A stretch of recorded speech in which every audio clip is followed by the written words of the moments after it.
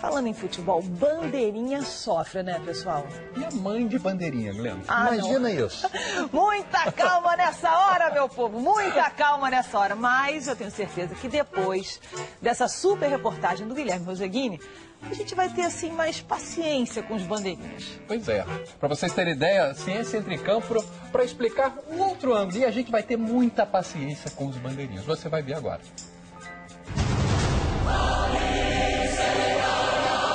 Quando ela aparece, vem também a polêmica. Já subiu a bandeira. Ainda está marcado o impedimento. Cada vez que essa pequena bandeira tremula, os holofotes se voltam para um dos profissionais mais execrados do futebol. O bandeira marcou o impedimento. Não tava mesmo. Errou e errou muito.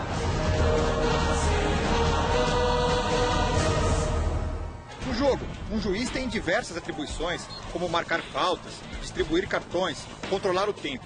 Já os dois assistentes, popularmente chamados de bandeirinhas, vão a campo com uma função primordial: fiscalizar o impedimento. E aí, as críticas explodem. Só está ali para marcar isso e não consegue acertar ainda, né? Mas é extremamente difícil. A regra número 11 do futebol diz que um jogador está impedido se, no momento do passe, se encontrar mais próximo da linha de fundo que dois de seus adversários, incluindo o goleiro.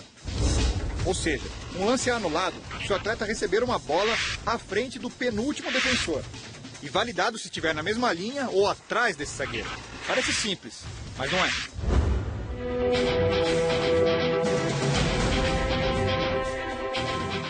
Um estudo sobre as Copas do Mundo de 2002 e 2006 mostrou que os assistentes se equivocaram em quase 20% dos impedimentos anotados. Significa que uma a cada 5 marcações está errada. É muita coisa.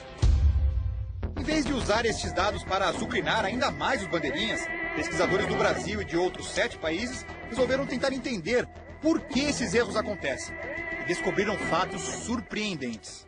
Em casa, vendo o jogo pela TV, com várias câmeras, fica fácil perceber as falhas das marcações de impedimento. Só que lá, dentro de campo, alguns efeitos de ilusão de ótica enganam os bandeirinhas e interferem decisivamente nas marcações.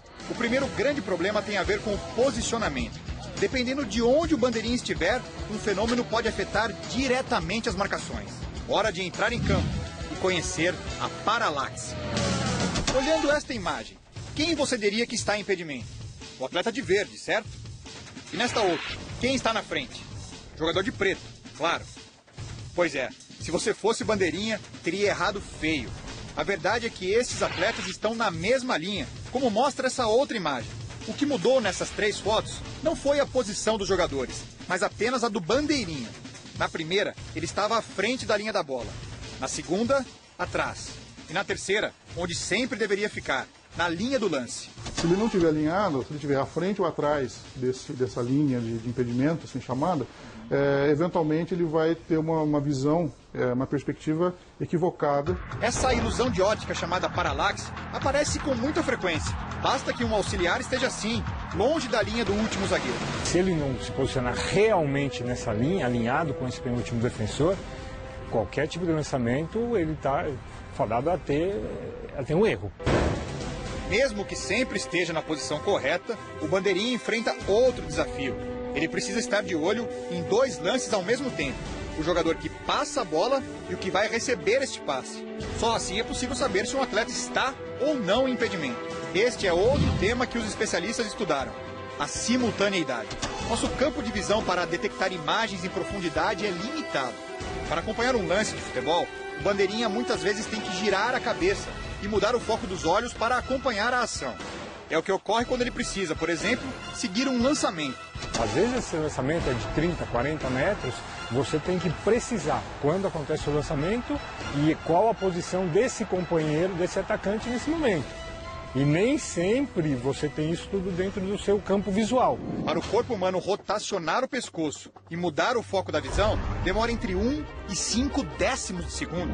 É muito rápido. Só que o atacante, muitas vezes, está em movimento nesse período. No momento do passe, se ele correr a uma velocidade de 5 metros por segundo, algo plenamente viável, vai enganar o bandeirinha, que precisa mudar o foco da visão. Quando consegue voltar os olhos para o lance, o auxiliar vê o atacante quase 50 centímetros à frente do zagueiro. E aí ele levanta a bandeira. equivocadamente. Veja de novo.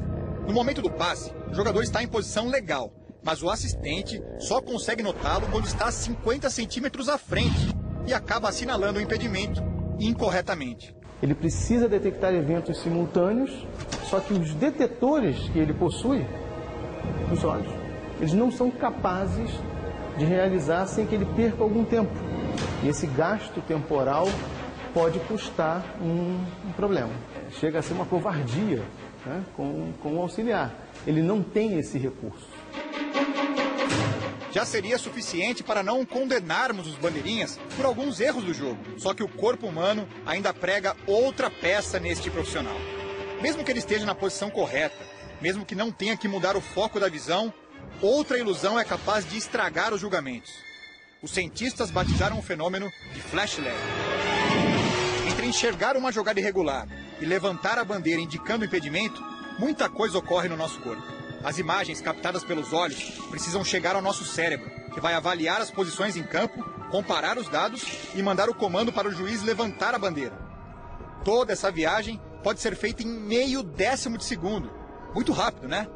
Só que esse tempo não é desprezível, já que atacantes e zagueiros correm muito no futebol de hoje. Esse tempo é suficiente para que o atacante em movimento possa estar à frente de onde ele estava exatamente no momento do passe. Ou seja, durante esse flash lag, esse tempo interno que o nosso corpo precisa para perceber um lance, o atacante pode se deslocar alguns centímetros e o bandeira acaba fazendo uma marcação equivocada. Não é um movimento físico do olho nem da cabeça, é um movimento interior, vamos dizer assim, da atenção visual do bandeirinha.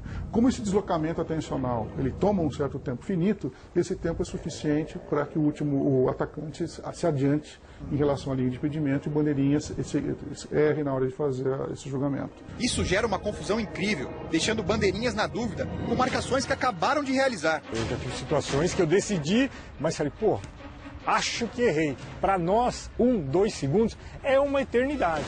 Nada do que apresentamos aqui absolve por completo os assistentes. Existem muitos, mas muitos erros que poderiam ser evitados. Existem bandeirinhas ruins, mal preparados, fracos mesmo. O que a ciência conseguiu provar é que algumas falhas não ocorrem por falta de qualidade ou por má intenção dos assistentes, e sim por limitações humanas. É aí que a tecnologia pode entrar em ação. A FIFA já cogita adotar um sistema de câmeras utilizado no tênis, que detecta com precisão tudo o que ocorre em quadra. A ideia é acabar com aqueles gols anulados depois de a bola cruzar a linha. E, caso decida mesmo romper um tabu e abrir espaço para meios eletrônicos, a FIFA pode beneficiar muitos bandeirinhas. Ter acesso simplesmente às imagens da televisão ajudaria muito. Para você cumprir a regra, você precisaria ter um detector simultâneo de verdade. A TV faz isso. Enquanto isso não ocorre, vale refletir. Quando essa bandeira subir e as câmeras da TV mostrarem que o auxiliar errou, pense bem antes de ofendê-lo. Talvez acertar seja simplesmente impossível. A próxima vez que a gente tiver que xingar e botar a mãe do bandeirinha no meio da história, que eles vão pensar duas vezes, porque ela não tem nada com isso e ele também não está fazendo isso de propósito.